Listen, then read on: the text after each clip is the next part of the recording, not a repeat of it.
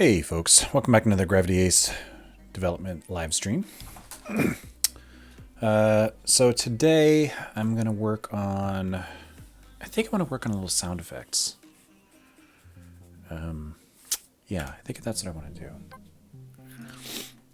I want to have a sound effect for the, for when your bullets hit these icy walls that's different than the sound effect for hitting these things.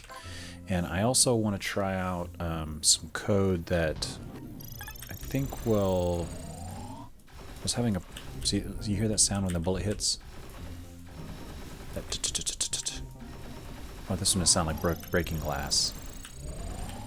And then there's another sound effect when you crash, or there's another effect when you crash. I want to see a dust poof appear here, like these. Like these sparklies. See those sparklies? I want that to happen right there. And I think I know how to do that. So let's see. Let's do that first, because I think that'll be easier. Dust. Let's do this one first. So I've got a set emitting and I've got, you can pass in true or false. You can say emitting is true or emitting is false. And what I want it to do is, if emitting is false, if emitting is false, I want it to wait a second.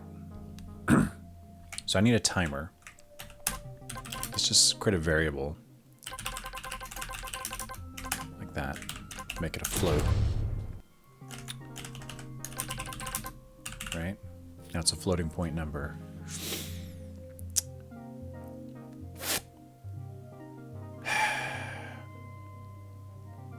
I don't know, I'm kind of hesitant to... Actually, let's not do it this way. I'm kind of hesitant to add a process.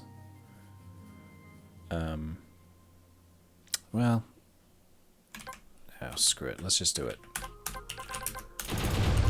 I'm kind of hesitant to add these, because all the code that's in here, it's going to get run every physics frame.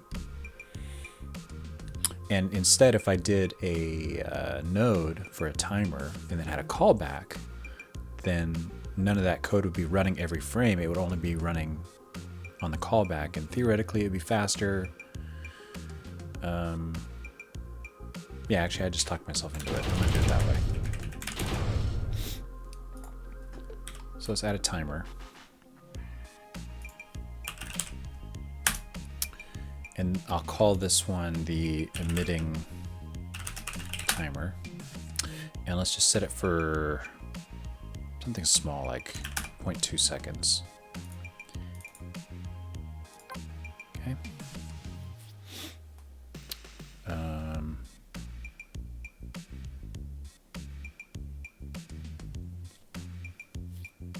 And this timer should be a one shot, which means it only gets... It doesn't restart, right? It'll stop when it gets to 0.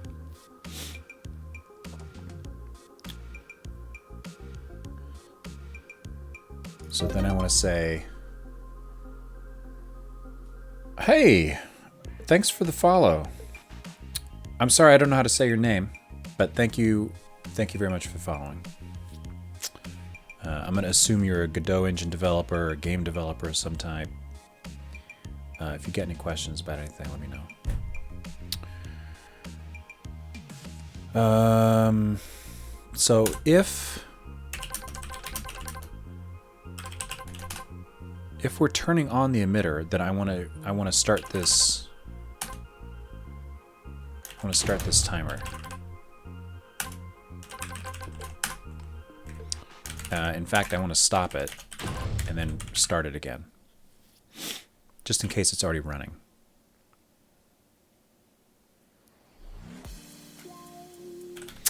And if value is false,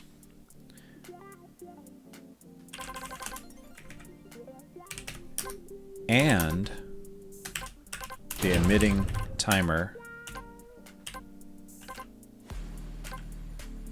is running,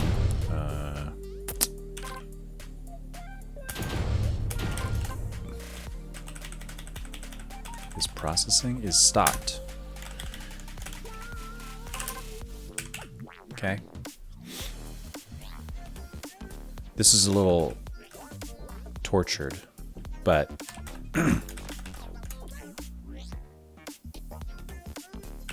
if I'm setting emitting to false, which means I want to turn off the emitters, and this timer is not stopped, okay, the timer is running, then don't stop.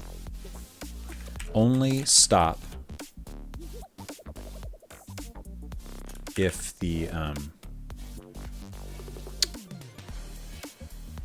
timer is running.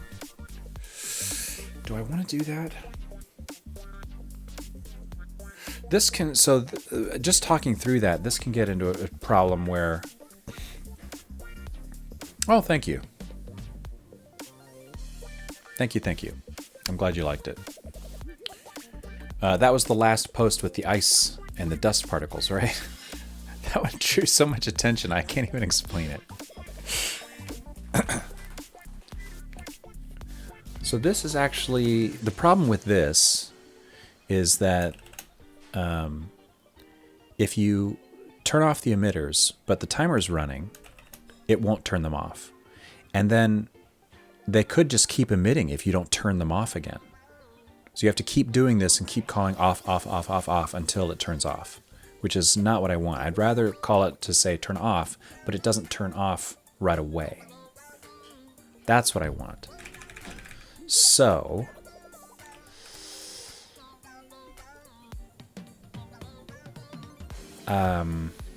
I want to, I think I want to rename this. First of all, let's disconnect this signal.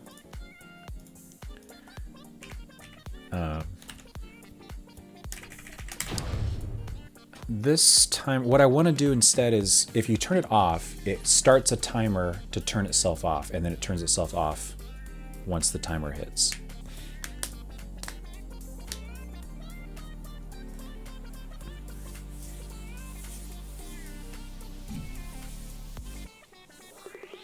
So this is like a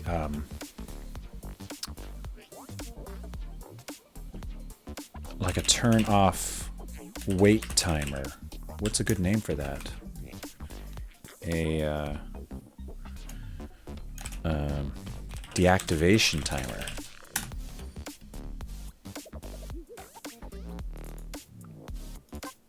Okay.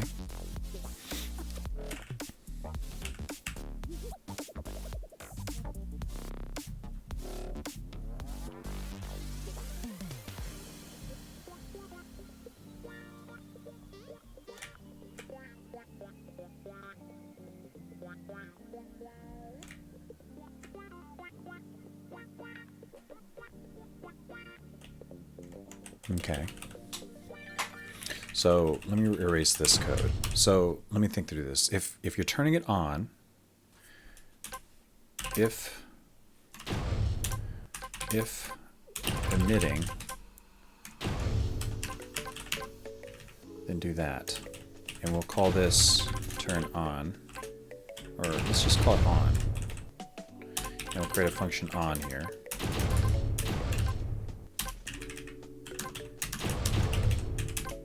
Okay. And then we'll create another function off.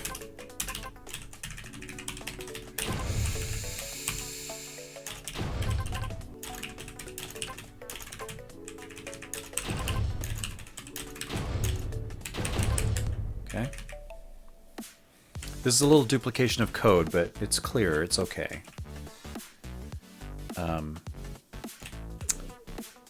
Otherwise, if not emitting, then we're not going to call off. What we're going to do is start the deactivation timer. Like that. So what I'm doing here by stopping it and then restarting it is I'm saying, look, if the timer's already running, let's reset it and then start it again. If it's not running, this does nothing and it'll start. Right, so this guarantees every time you say stop emitting that it's going to run for the full time of whatever this deactivation timer is, which is 0.2 seconds. wonder if there's a way.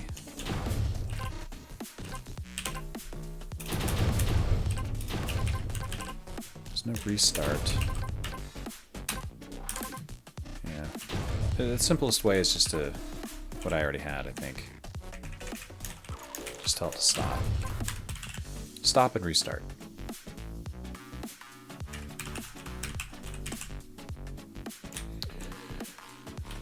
And then this, we'll just turn it off. Okay?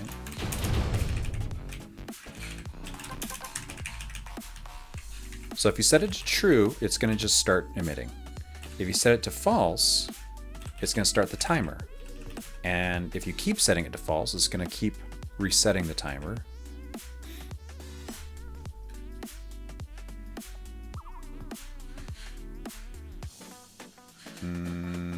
Actually, maybe this is what I want. Yeah. If you set it to true, it's going to stop the timer. Right. If you set it to false, it's going to start the timer. Because it's the deactivation timer. And then once the deactivation timer times out, then it turns it off for real. Complicated, but all of that so that this works. Let's see. Oops. So the problem is that the dust poof, when you die... Ooh, do I have that code? I have that code commented out. Oh no, here it is. So when you die, it shows a dust poof where you crashed. But because of the way this code is written, it will turn off the emitter almost instantly on the next frame, and it's not enough time for the poof to actually show itself very well. So this code will give it more time for it to show itself. Let's see if it works. It'll give it more time for the particle emitter to actually emit some particles. 0.2 seconds to be exact. So when I crash into this red rock, hopefully I'll see some a dust poof, or a little red dust poof. If I can crash into it. Dang it.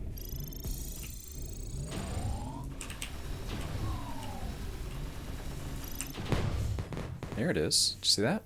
It worked.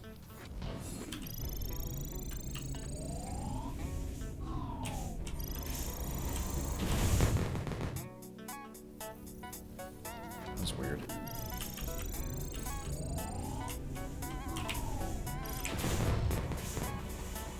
Okay, it's working.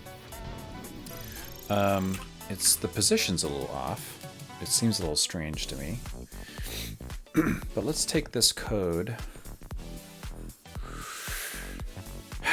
Let's take this code. Can I simplify this? Because I want to copy it to the other dust poof that I have for the ice dust. This.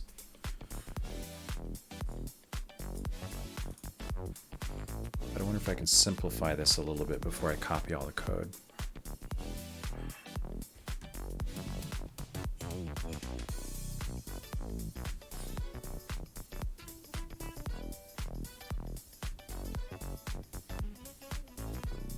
I mean, I could take this out and just have this go directly to off, like that.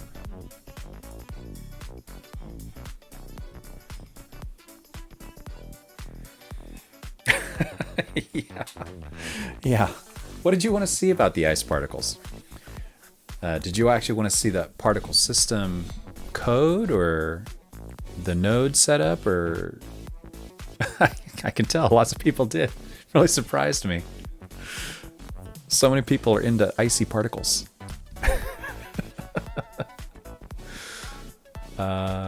Yeah, I mean, here they are. Let's see. Look at that. So this is the particle system.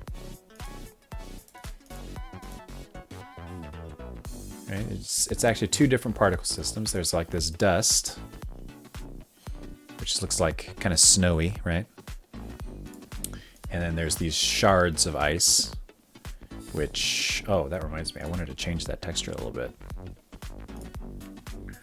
This is the texture, and I think I just wanted something less uniform, more, I don't know. I'm always refining this stuff.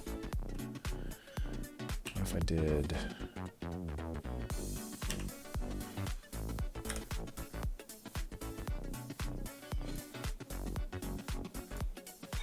just make it a little bit more...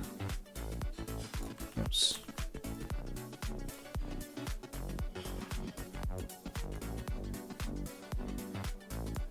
That's not really working.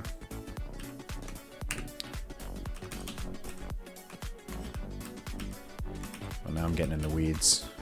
I wanted something kind of more... Let me get my drawing tablet out.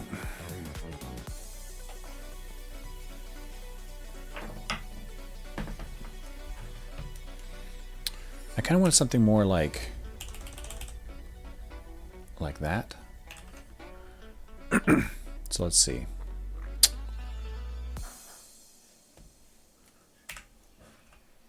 Let's just start with the base color and something kind of broken looking. Some bits on it, right? This is supposed to be like broken pieces of ice, so I want them to kind of look like that. A little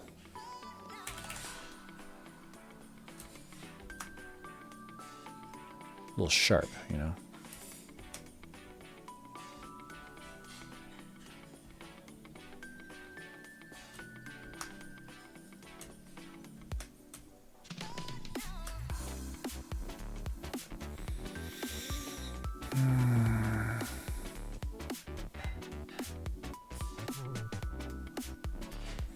That's kind of the real size preview over there.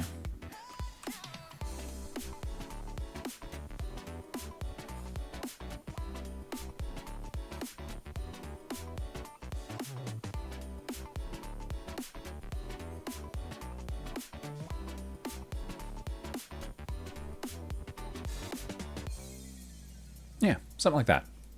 That'll do, actually. Remember, this is a very small piece of art, and people aren't going to really see it up close. And it's got a little bit of size variation, right? There's some small ones, there's some big ones. I think I want to change that a little bit as well. Let's change that to be like... something like that. So that'll have more of a size variation between the smallest and the biggest.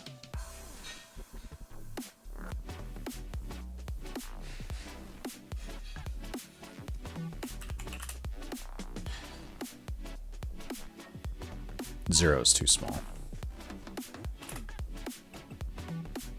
So there's a 10x difference between this and this, right? So there's a order of magnitude range in the sizes of these things as they're being created. All right, let's see how it looks. Let's see how it looks in the game. Maybe I'll go back to the original little shards.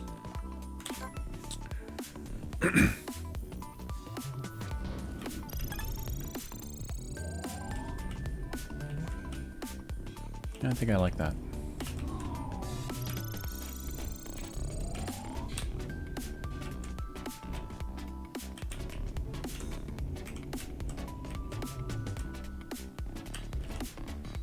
Yeah, that works.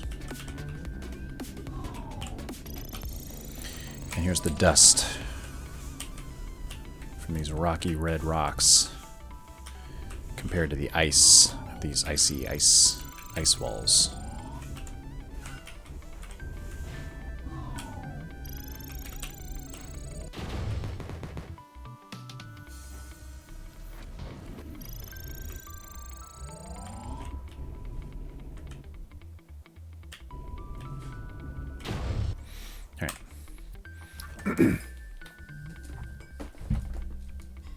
Glad you guys enjoy the dust and the sparkles. So code-wise, kind of don't like this.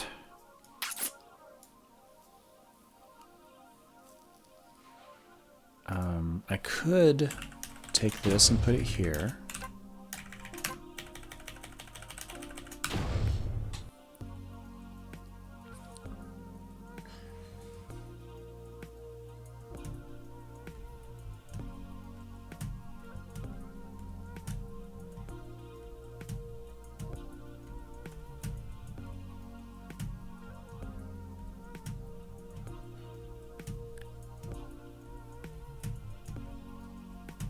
I wonder if I want to reverse this, maybe.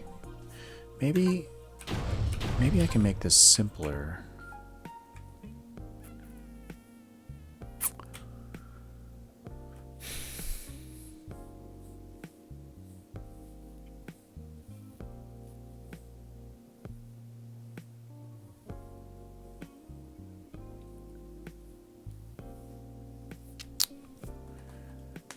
I'm thinking, there's thinking thoughts going on.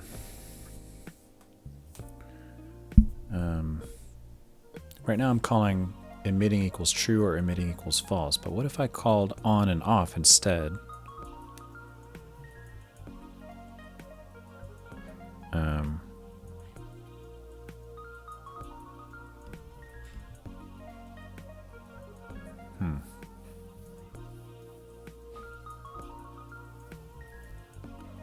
That might be able to, that might simplify this. Let's see. Instead of this, I'm going to rearrange some code real quick. Okay, maybe like that. And then this would be here.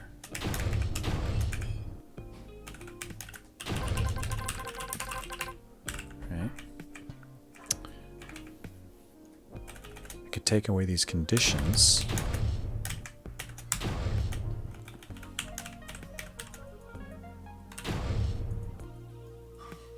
Like that. So this is already less code. This is good.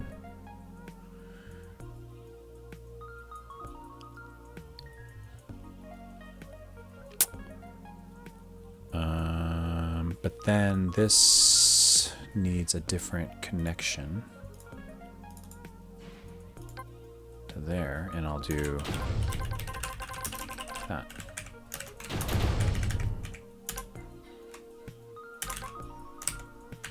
Do I like this API better? I think I do, because this now only does one thing. It's clearer what it's doing. I don't have that duplicated code. I don't have those conditions anymore, if emitting, if not emitting. I just call on and off. And then off starts the timer and then does that. Or stops the timer and does that. Okay, I like that. So that means I need to... Oh, wait, it's in game. That means I need to refactor this a little bit for showing the dust. To be dust.on or dust.off. That. And this I can actually... Let's remove that and put it here. That.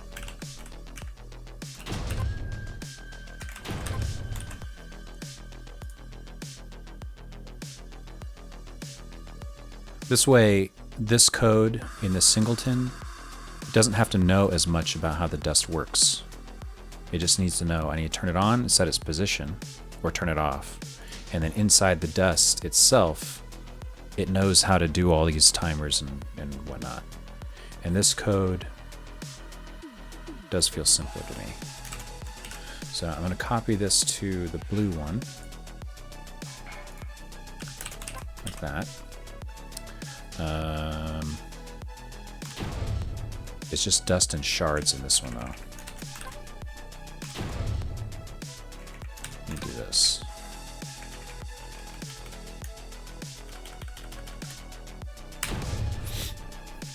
It's these functions all stay the same. And then I need to copy this timer into here, or I need to duplicate it.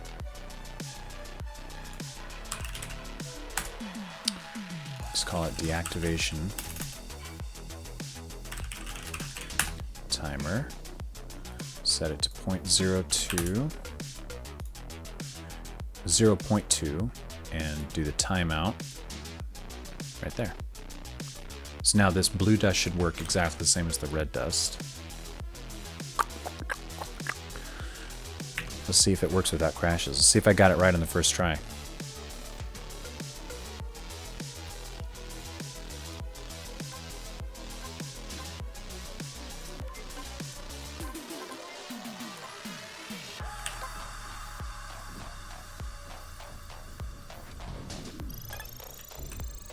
That's promising.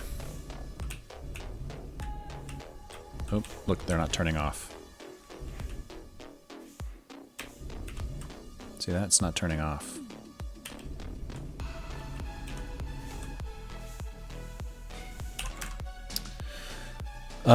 Panic Crisis, hi. You have to call set emitting from on off. Yes. If... So that's what this does. Because these have a setter getter. So this, if you change this value, it's going to call this function. And if you get this value, it's going to call this function. So this will cause this to be called.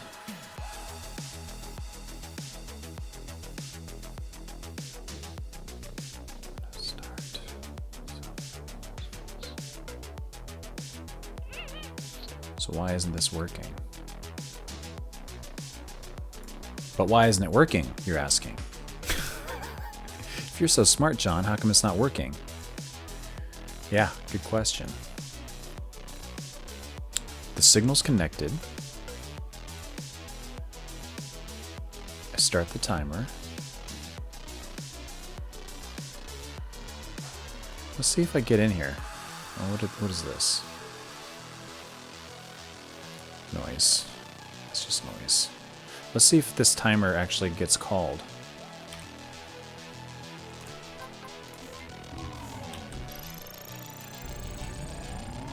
Here it is.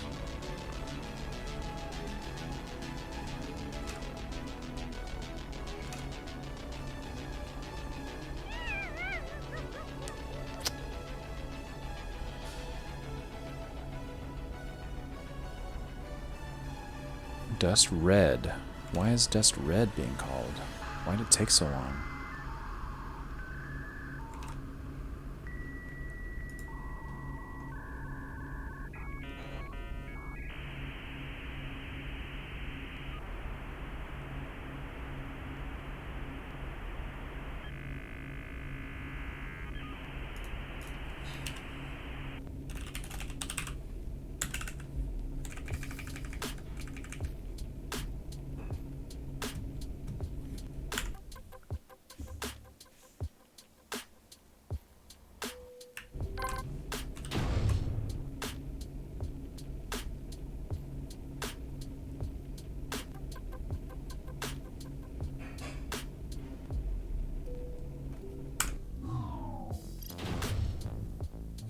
Does seem to be getting called.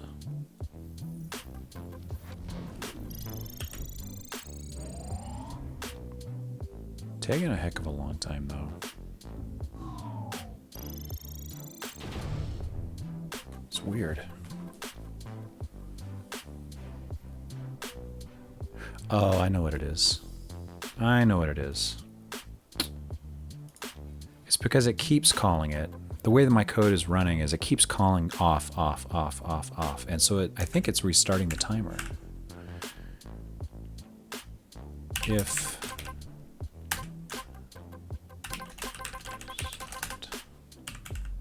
Right, I want to do that.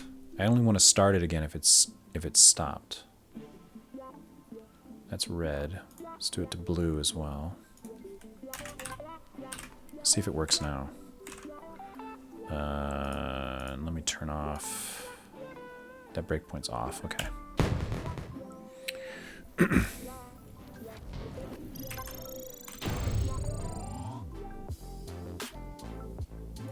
was that a... Dang it. One thing I like about Godot, though, is, you know, it'll break on these errors, and then I can just hit F12, and it just keeps going. Right? Yeah, we just keep going. So that should turn off, and it did. All right. The dust is turning off. And this dust should also turn off. Perfect. And if I crash into something... Yeah, there's a little icy dust poof there that appeared. That was cool. And I get a little red poof. There's a little red poof of dust. That was perfect.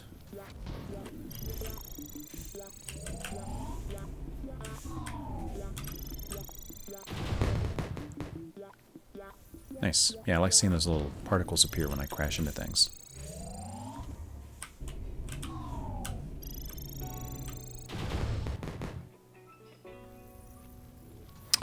Somewhat subtle, but I think it works. I could make it less subtle by increasing the timer. But I think that's fine. I don't want too much. And this is an effect that people aren't going to notice a whole lot anyway. I mean, ideally they're playing the game and not dying too much. Or, you know, if they're dying... I guess if they're dying, though, you want it to be nice, right? I wanted you to have a nice death. Alright, that works. Hey, Valiant Cheese. You guys know about Hive Time? You should go check out Hive Time by Valiant Cheese. I gotta stream that one of these days.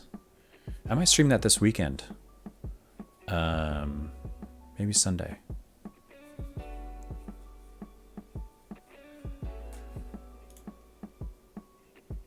I was just playing it yesterday.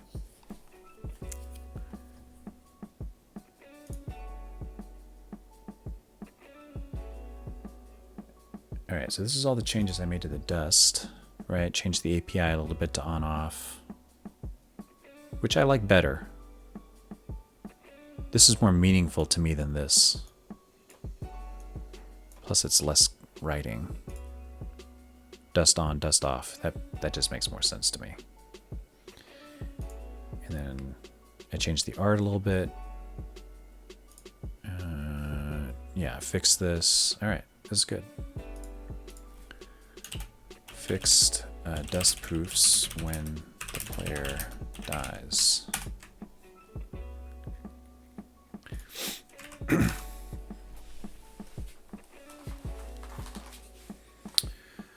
Hey, Vim. Dude, I heard you made partner today. Is that true?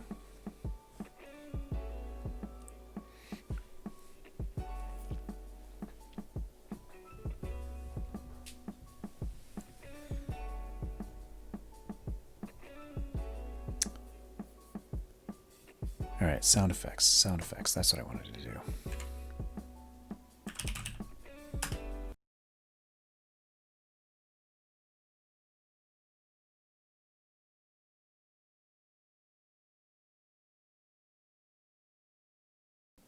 Hello?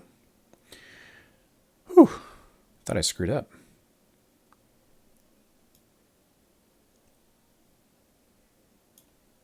Somebody chat something if you can hear me.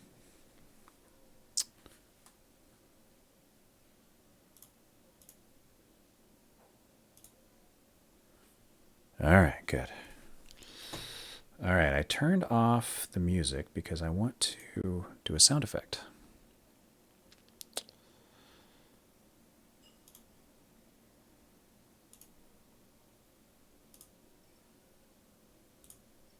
You can't hear that, can you?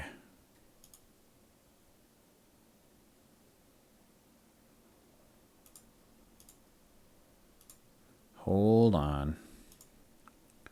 Hold on.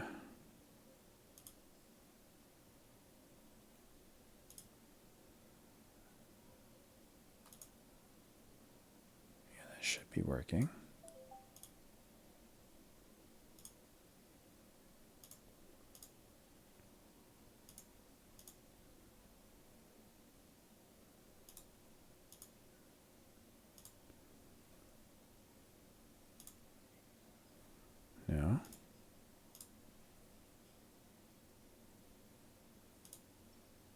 No. Huh. All right, hold on a second. Technical difficulty.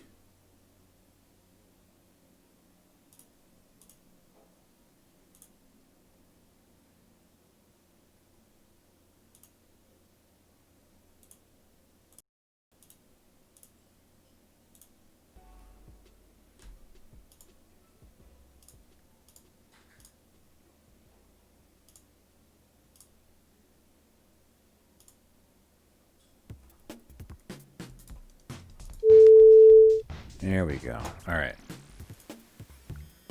Can you guys hear this? Let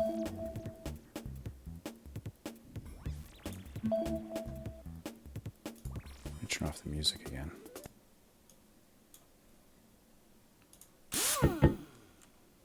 Hey, Slacks. Can you hear this teleport sound?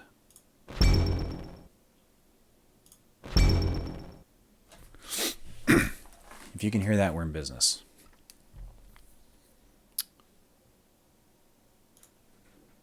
So I'm going to call this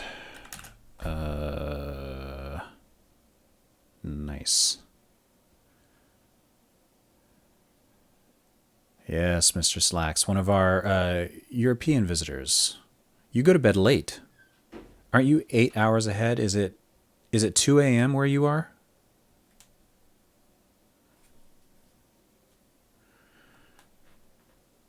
Let's call this ice. Oof. Well, thank you for dropping in before bedtime. You'll have me as a lullaby.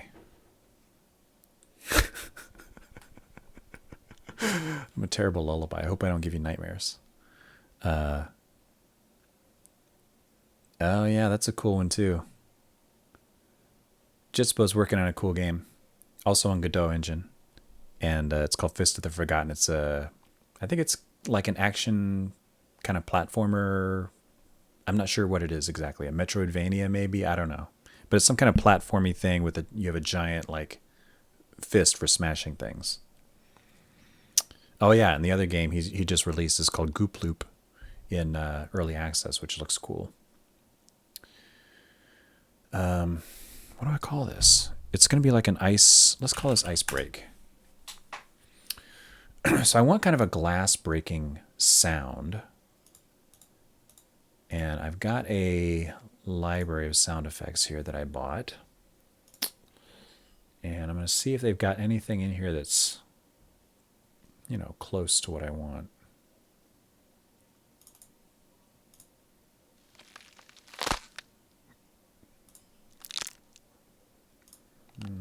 Those aren't right. Ah.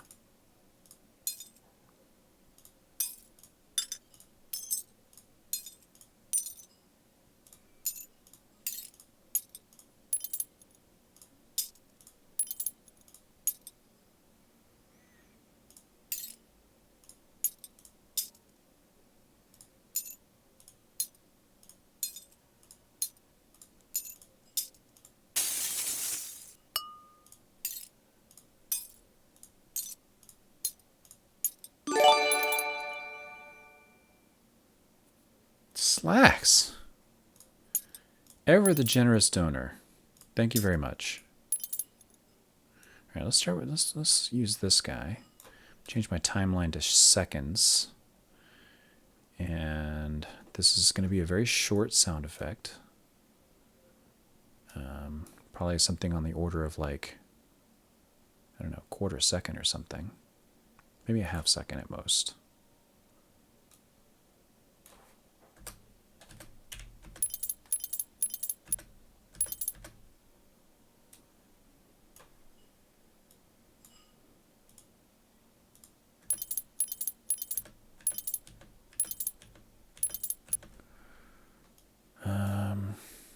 Let's see, if I expand it out, then I can add a reverb effect to it. Let's see how that sounds. Too much.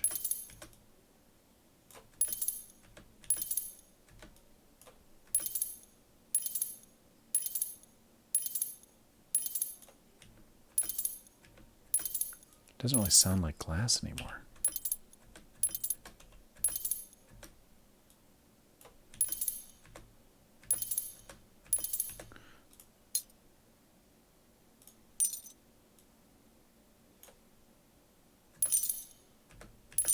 No, that's better.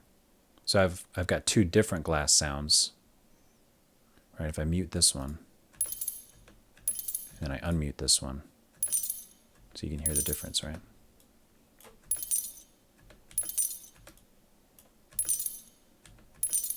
And let's copy this.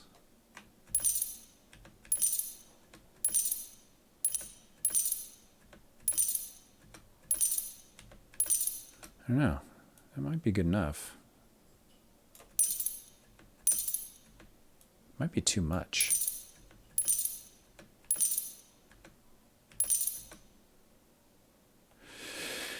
Let me turn off snapping. How do I turn off snapping?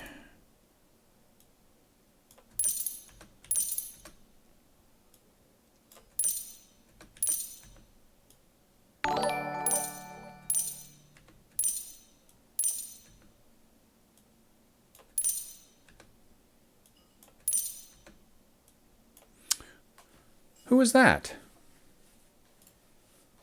Whoa. Welcome, everybody. Welcome, welcome. Thank you, Kalame? Kalame? Hello. Hello and welcome. Hello and welcome and thank you. I'm working on a sound effect. I think this might be the one. Well, we'll use this as a placeholder, but I'm working on a sound effect for this. Go away. So in here, I've got these new, I'm working on a whole new area for my game made of these icy caves, and I want it to be ice themed. And I've got these ice particles that appear, right? I've got these, this, my old and boring levels had all this red stuff. So now I've got this ice-themed world, and I've got these ice particles. And one of the things that happens when your bullets hit the wall, it makes a sound, an impact noise. Right? That's like a thud. And this one makes a thud. But instead, I'd like it to make a glass-breaking sound. So that's what this is going to be. Perhaps.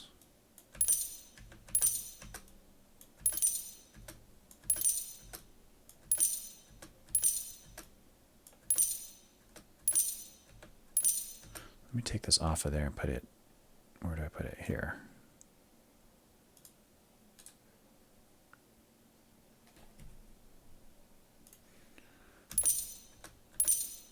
Yeah.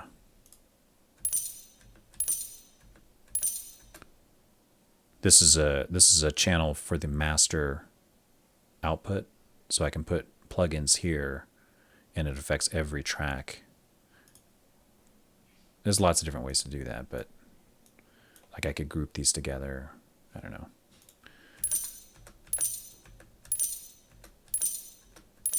Yeah, that works. That works. That works. So let me export that real quick. I mean, it's probably not final, but I'm going to render it. And, oh, thank you. Thank you. Thank you. I've been working hard on it. I appreciate that. I assume y'all are game developers as well, or a lot of you are. I would love to see what your games are. So if you want to share links or whatever, go for it. I'd like to check out what everybody's working on. So this is going to be game...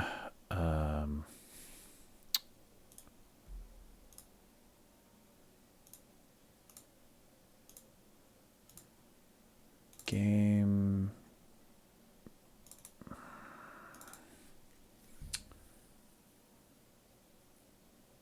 There's hit wall. I want to do hit... Let's call it hit ice.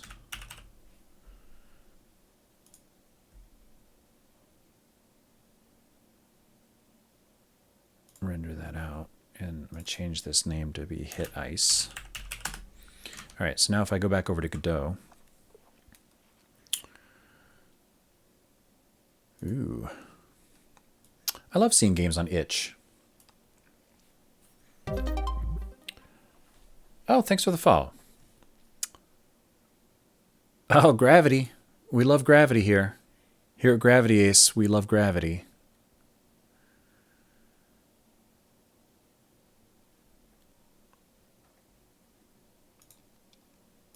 Very cool. You know what you need? This isn't a criticism, but you know what you need here is a video.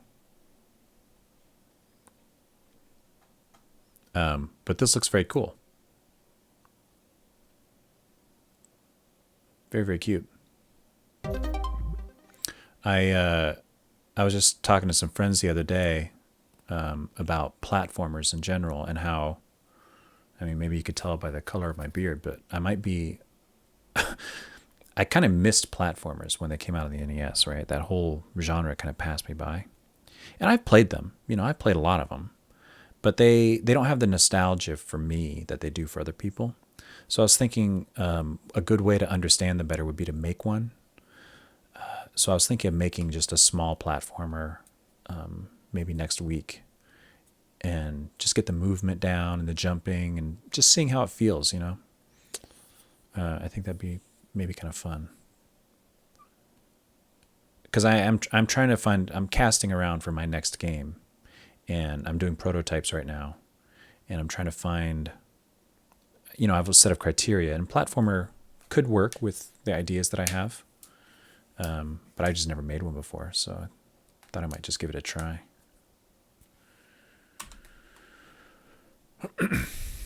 Looks very cool. You're working on an update, you said. Oh, you did the Godot Wild Jam. I haven't done one of these yet.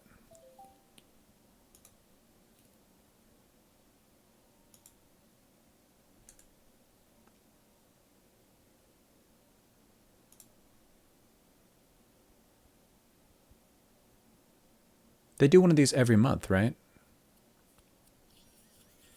That could be fun. Game jams kind of stress me out a little bit. The time commitment, but also the time pressure. And, you know, I used to do a lot of jams. I did jams all the time for a few years. And maybe I just got burnt out on them, or maybe I felt like I've learned everything from them that I could get out of them. I don't know. I just haven't done one in a while.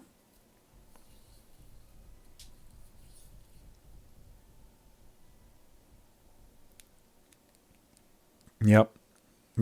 I mean, that's the main thing. Like, if anybody asks me, you know, should I do a jam?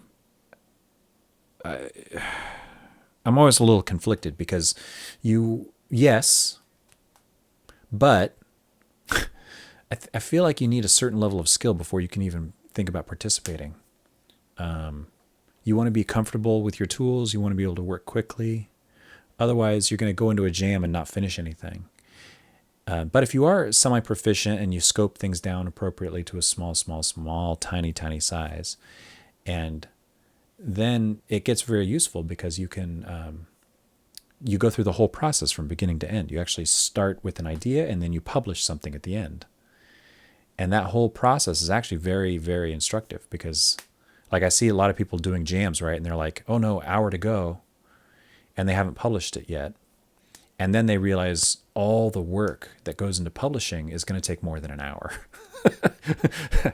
And that's very, very instructive. So it's nice. It is nice to kind of force you to finish something because starting stuff tends to be easier, I think, than finishing things. Where was I? Oh, yeah. Sound.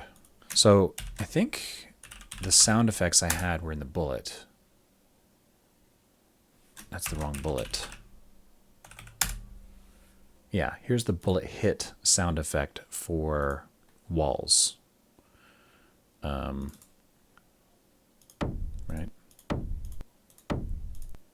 But now I want multiple of these depending on what you're hitting. I need to refactor this, obviously, but but this is fine. For now, let's just copy this, and we'll call this bullet hit ice sound effect.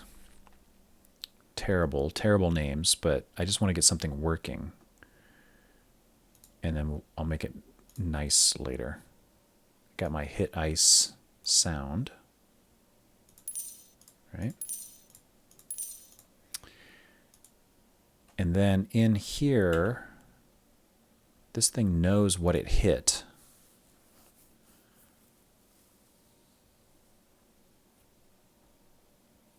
Bullet hit, blah, blah, blah. Bullet hit sound effects.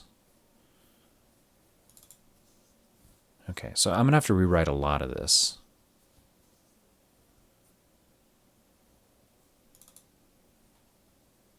But this is okay. Like I said, I'm just trying to get it working, and then I can refactor it later. I just want to test it and see how it sounds.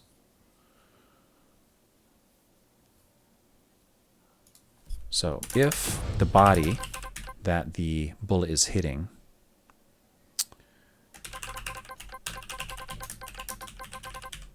is a wall, all of my entities have this variable in them.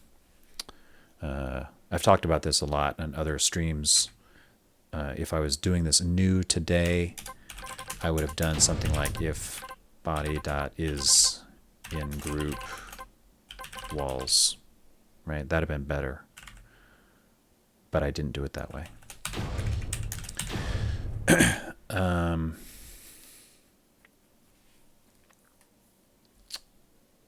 So this calls bullet hit. Bullet hit does all this stuff, and then it does the sound effect.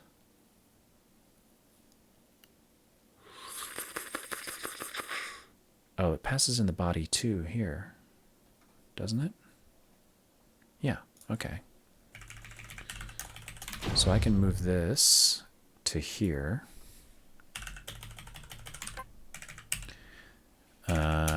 And call this wall theme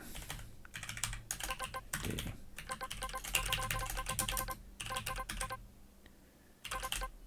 Now I have to remember what I called that method in the wall.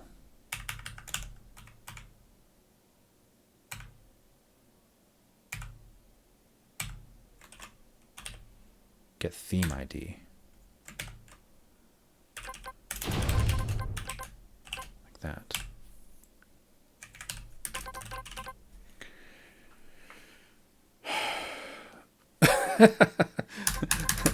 This nonsense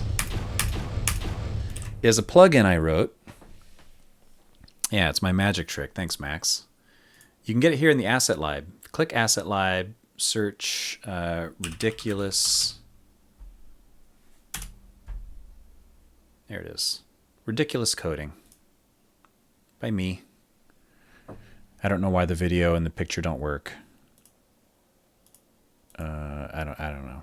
But you download it, it adds it to your add-ons folder, and then you get this.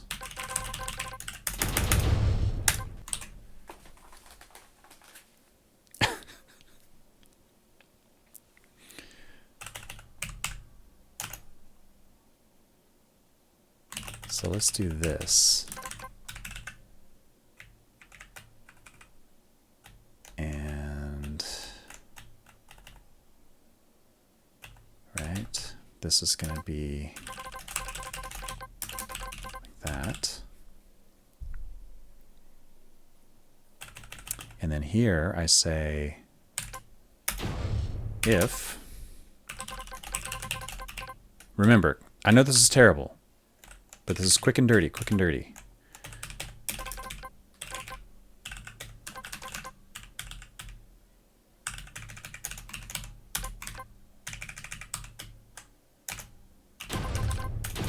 I think it's called ice blue.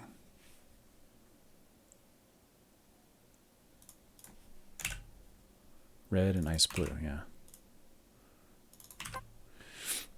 Then this one would be hit ice. All right, that should work.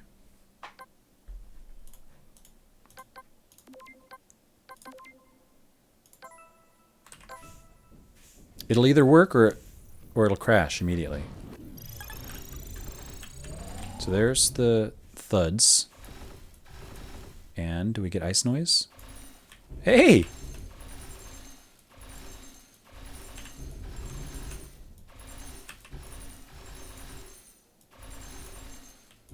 I like it. See, it's feeling more icy already.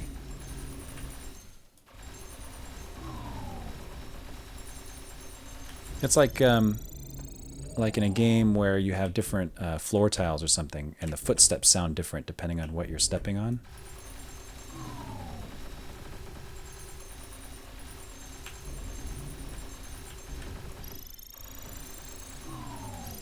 Constantly amazed when my stuff works on the first try.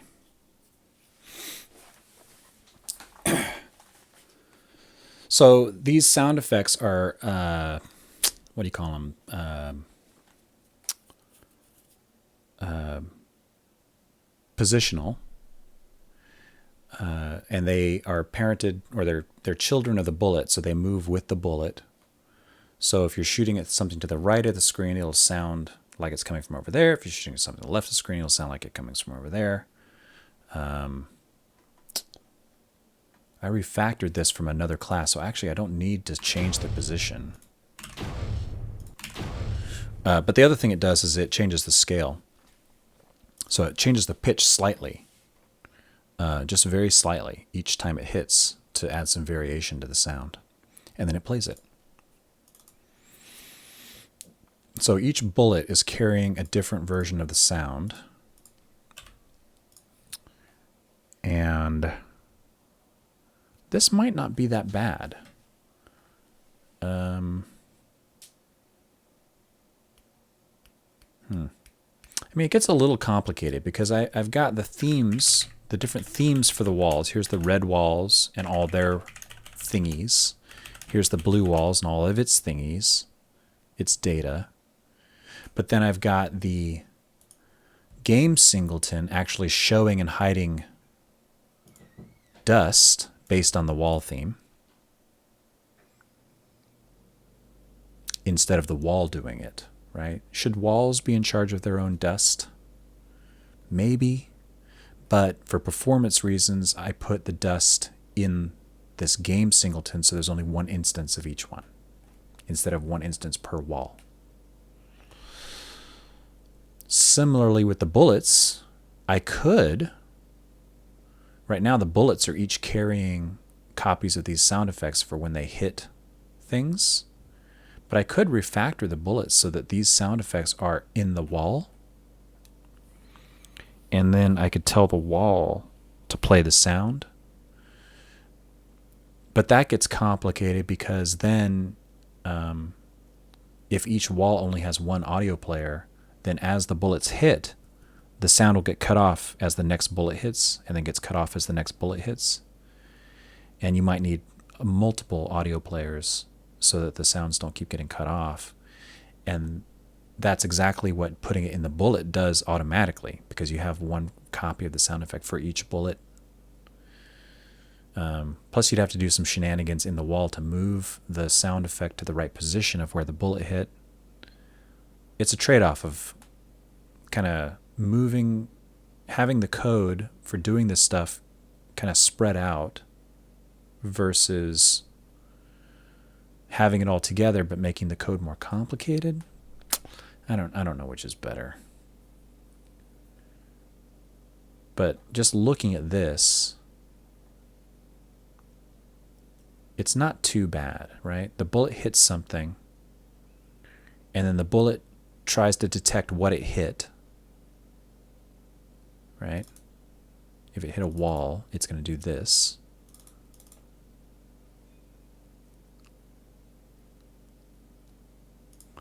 In fact, this could be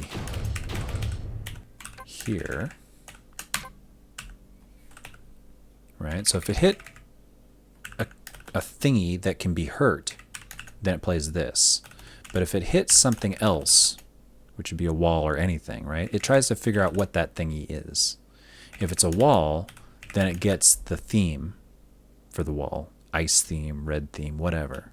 And then it plays the sound effect for that theme. And then here's actually playing the sound effect. I mean, this is fine. I think this is fine. I'm going to keep telling myself it's fine. Because I've got the wall code and data here, right? See? Want to see what you're doing? Yeah, I'm doing this for a minute, and then I'm meeting up with some friends. So, no, Maybe. Not too late, though, I told you. Mm-hmm. Yeah, you say that every time. Not too late, 1 a.m. Every time. We talked about this, though. I know. Yeah. So, you didn't get to this sound. Sorry. Do you want to say hi to everybody? Not really. You didn't get to the sound. Huh? No, I'm working on the sound right now. You're talking about something different. My sound from my videos? No, I did not. Yeah, okay. That was my better half. So I've got data here for the texture of the walls, the background of the walls, and then I've got other entities in the game doing stuff based on this data. So the game knows how to throw up the right kind of ice depending on what kind of wall it's hitting or what kind of particles. And the bullets know what kind of sound to make based on the wall that they're hitting. I think that's fine. And then if I add new types of walls, say I add a third type, then I need to add the data for that third type, add a sound for that third type in the bullet, and add dust for that type here. And I mean, it's not like I've got hundreds of these. I've got 2 of them. This is fine.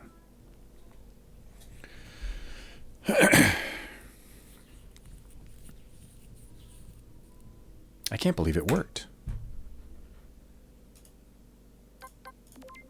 I kind of can't believe it worked on the first try.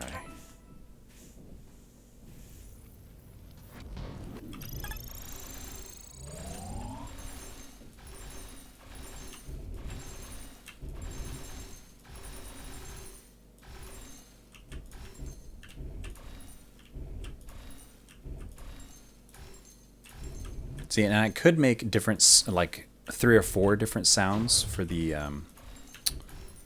impact sound, but instead I'm cheating it by just changing the pitch a little bit. It makes it seem like there's more than one sound being played, but there's not.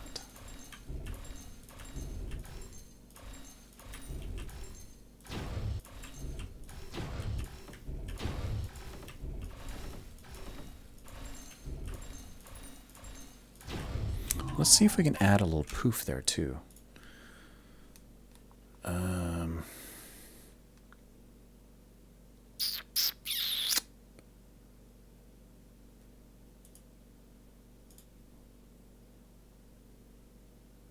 What if I did game.show dust like that? Is that all it needs? Oh no, it needs more than that. It needs a dictionary. Forgot. It needs a dictionary. Dust data.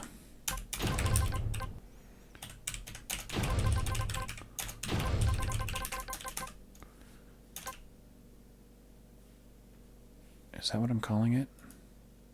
Contact. Contact. Contact. Where the contact has a collider, which is the body. It has a position, which is position. And it has a normal. It has a normal, which I don't have here. Yeah, let's not overcomplicate this. It's fine. We don't need this. I'm going to commit that. Bullet code.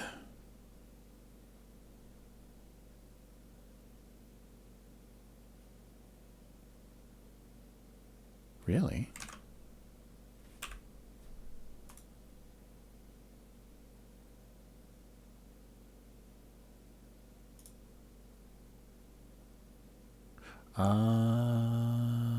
Yeah, this is part of my refactor, so I don't need that anymore because it's going to be where I am. This used to be in a different method or a different object, and that other object had to position the sound. I think these used to be in the ship, and so it had to move the sound to where the bullet hit. But now I reparented them to the bullet.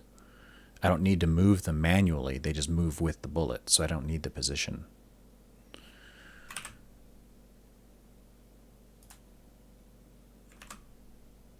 Right, and the warnings go away. And I've got my sound effect.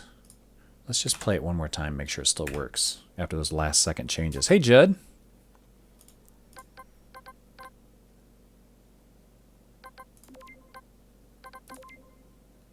Doing one more test here of the new icy particles and icy sound effects. Icy particles. Dusty red particles. Impact sound. Okay, and impact sound. And then death. And a little dust poof. Alright, that works.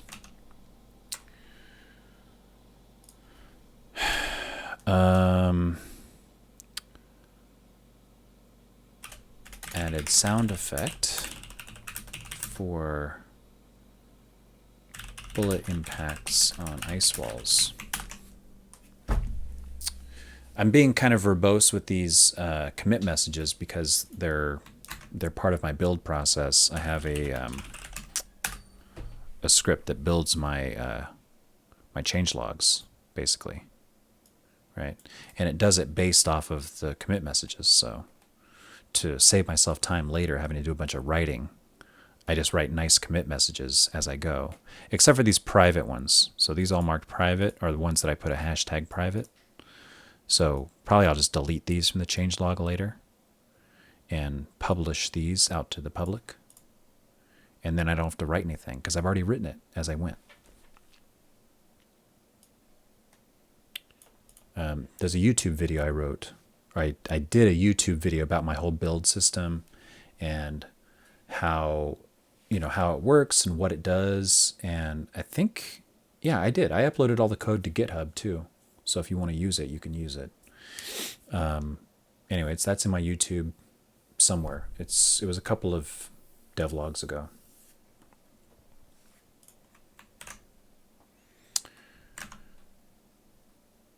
All right, so that's that. Nice. And it sounds good in the game. I don't think I need to change that anymore. This sound effect library, by the way, that I'm using is called Universal Sound Effects. And I think it was like $30 or something, and there's just a crap ton of sounds.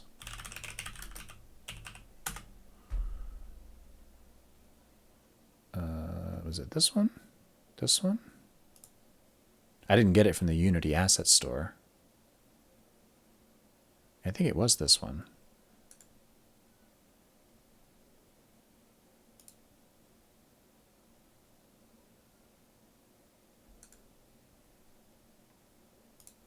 Is it this? Oh yeah, it was this. Yeah, I bought this. Yeah, $40.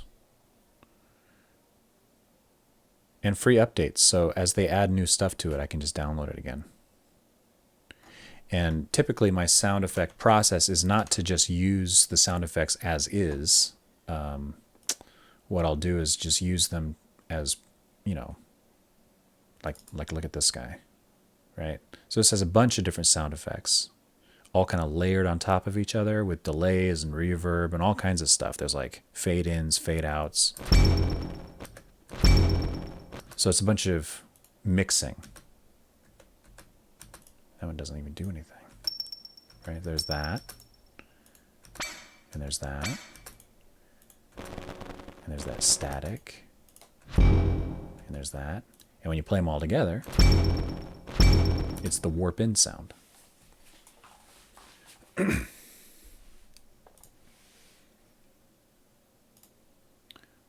And then sometimes I'll do, let's see, does this one?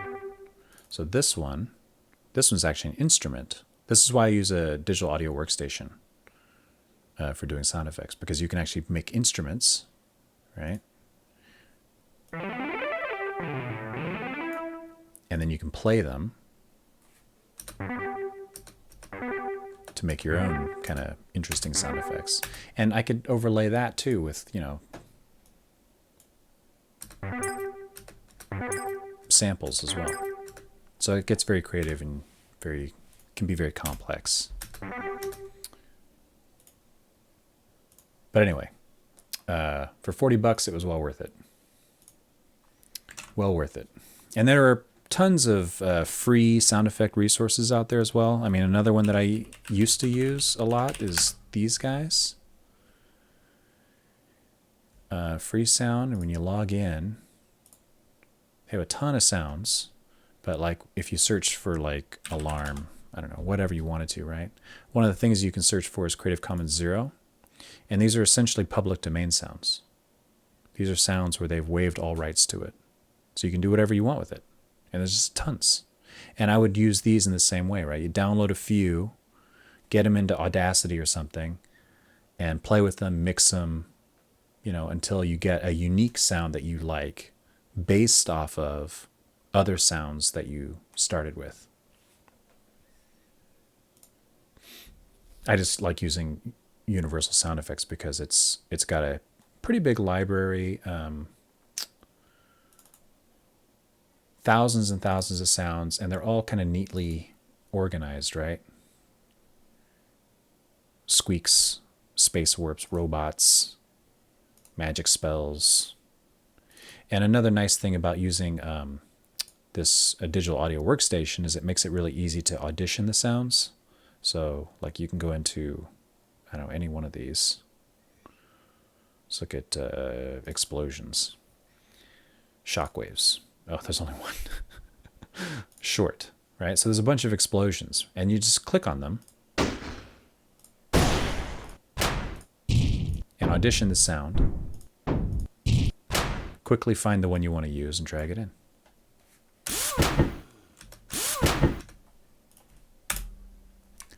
Anyway, that's my sound effect process.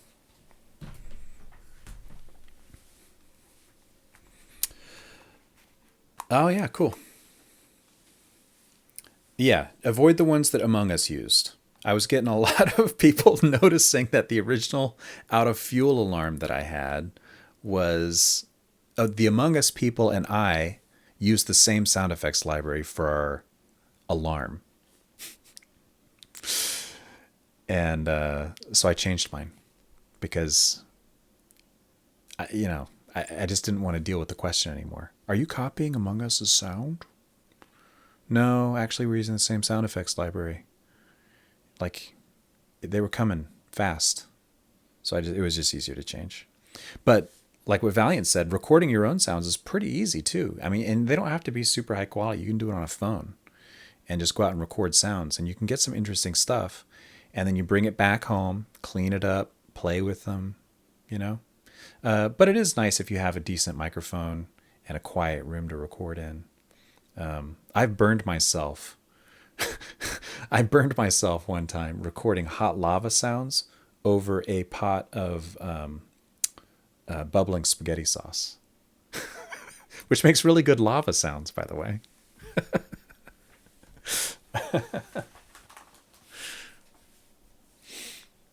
All right, so I think that's good. I was surprised how well that went.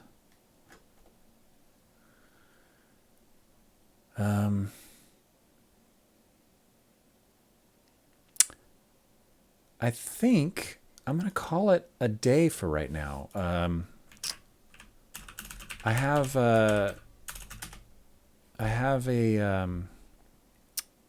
another thing I need to go to. But what I want to work on next is actually doing a little 3D modeling, because what I want to do is I need some ice-themed asteroids, right? And these asteroids are great. I love them. Let me play the animation, right? You can see it twirling away, right? And I hand drew this. But for the ice-themed levels, I think I want big chunks of ice floating through space. And I'm thinking I want them to be semi-transparent in parts, so you can kind of see the refraction of the background, whatever they're passing in front of, kind of getting warped as it rotates, like a giant crystal floating in space. And yeah, I was thinking of doing that in Blender, because doing this by hand, I mean, this is only 12 frames. It was fine, but it took just so long to do. And I did it multiple times. And I'm thinking about the idea of having something transparent rotating and being able to see the back rotate this way while the front's going this way. I don't know. I was just going to give it a try in Blender first and see if I could get something kind of nice looking. And then what I would do is put that into a Blender animation timeline of 12 frames and then export it as PNG frames at 12 frames per second. So I should get 12 PNG files out of it and then bring that into Sprite and combine them together into a sprite sheet. I was going to try that process. It sounds a little cumbersome, and I might end up just going back to drawing them by hand. And in fact, once I get the Blender, I might just use the Blender Rotate as a guide to just paint over. So it can be a complicated process. I don't have time to get into it right now. That's why I'm going to put it off for later. But that should be Saturday. That's what I'm going to do Saturday. So if you come back on Saturday around noonish Pacific, I'll be streaming again. I'm going to be making transparent icy asteroids to throw into the game as part of this new area that I'm building. And I'd love to see you guys back. So, what is it, Thursday? 2 days from now. Go ahead and follow, subscribe, so you get the notification when I'm streaming again. And I will see you guys on Saturday. And then Sunday, I might stream. I'm probably going to stream some games on Sunday. I'm thinking of streaming Valiant Cheese's Hive Time. And perhaps some Jupiter Hell as well. So, that's it for today. Thanks for dropping by, everybody. Have a good night, and I will see you soon. Thanks, everybody.